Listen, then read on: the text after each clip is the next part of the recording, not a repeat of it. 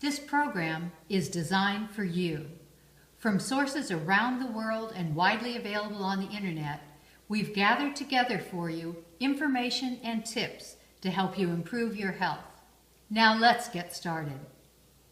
First thing is diet.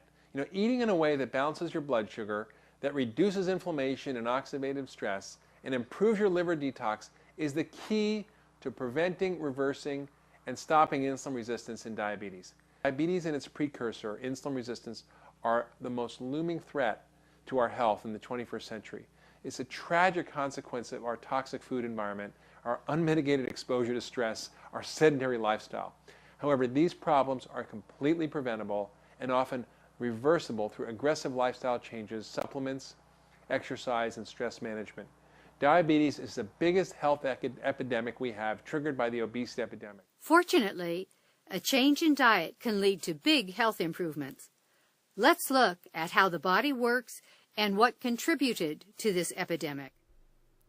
Remember how the pancreas has to produce insulin when you eat carbohydrates? Well, an excessively high carbohydrate diet, including a lot of snacks and sweets, over a long period of time makes the pancreas work overtime.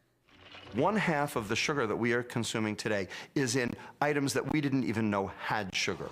Tomato sauce, barbecue sauce, hamburger buns, hamburger meat, all sorts of processed foods. If you look at virtually every item in the store that has a food label, it has some form of sugar. Professor Lustig says it's easy to fall into the trappings of sugary food because the more you eat, the more you want. MRI scans show that sugar triggers the same reward centers in the brain as nicotine, alcohol, or cocaine. By increasing reward, you downregulate the receptors in that area, making it necessary to consume even more the next time to get the same level of reward. This is a phenomenon called tolerance. And tolerance is the first step on the way to addiction. How you start your day makes a difference in how you feel throughout the day. Do you start your day with a big bowl of cereal? How about a glass of juice, along with a bagel or a muffin? Let's talk about what happens in your body when you start your day this way. It's a terrible way to start off your day, and that's the problem. So many people, breakfast foods are really the worst. Like you said, the big muffin, the big frappuccino. People are pouring so much sugar in before they, even barely get going for the day. And so many people tell me they feel exhausted just within an hour or two after eating that meal. And the problem is what happens with the blood sugar. The blood sugar shoots up, then insulin shoots way up to try to compensate, because it's insulin's job to take care of all that blood sugar. When insulin goes up so high, the blood sugar drops, and it drops sometimes lower than it should, and that makes us crave food, crave sugar, get shaky, hungry, and tired, really tired.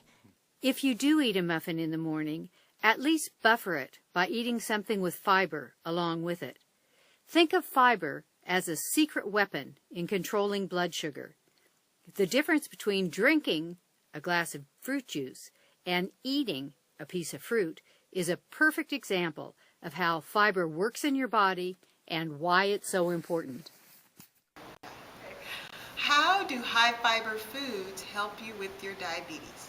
Well, think about fiber as being a net.